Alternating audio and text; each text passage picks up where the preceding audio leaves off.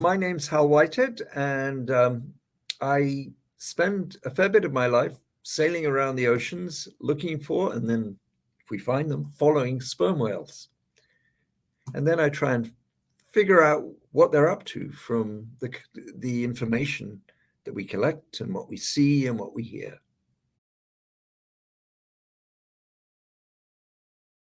Well, the way we do it is we go out in a 40-foot long ocean-going sailing boat, and we go out for about 2 weeks, and we sail around, and we tow behind us a hydrophone, which is an underwater microphone. And through this, we listen for the sounds of the sperm whales. And we can hear them at about 4 or 5 miles.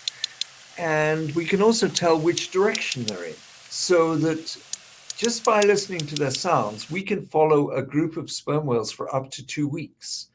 And as we do that, we record the sounds and we take photographs of the whales so we can identify them, so that we know this is Susie and that's Samantha, and see who goes around with whom.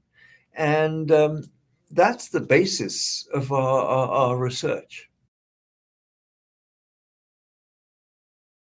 Sperm whales live in basically family units, so about 10 sperm whales with maybe a great-grandma, her daughters, their daughters, and some young males.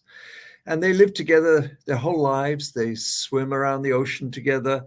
They babysit for the young sperm whales, because each of the adults has to dive way down deep under the ocean for perhaps 40 minutes to get its food, and the baby's left at the surface, and then they defend themselves against predators.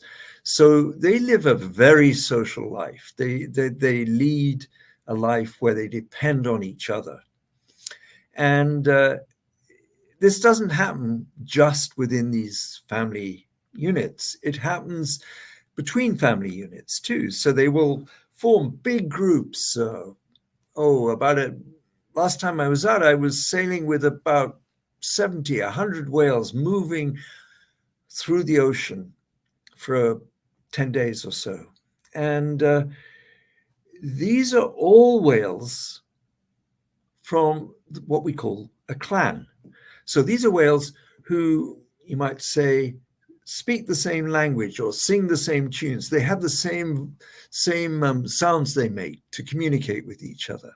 And they cooperate and they work together. And they have distinctive behavior. And in the same area, there may be another clan, so other bunches of family groups of sperm whales who use different sounds, who use different behavior, and again, only socialize with each other.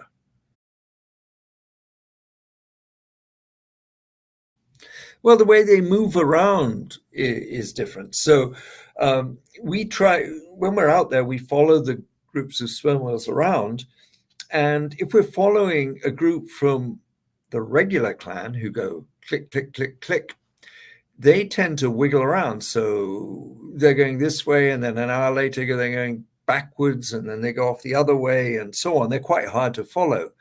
If we're following a group from the +1 clan who go click, click, click, click, then they tend to go in a straight line. It's actually much easier to follow them. Well, the aha moment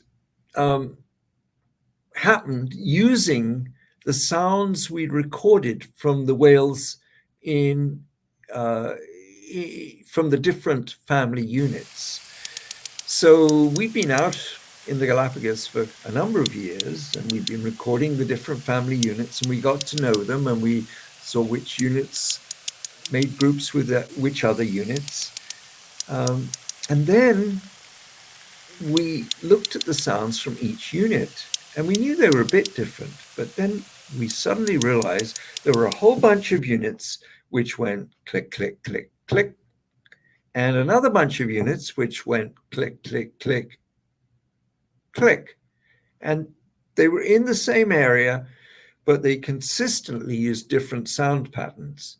And then that they only socialized with other family units from their clan with the same sound pattern.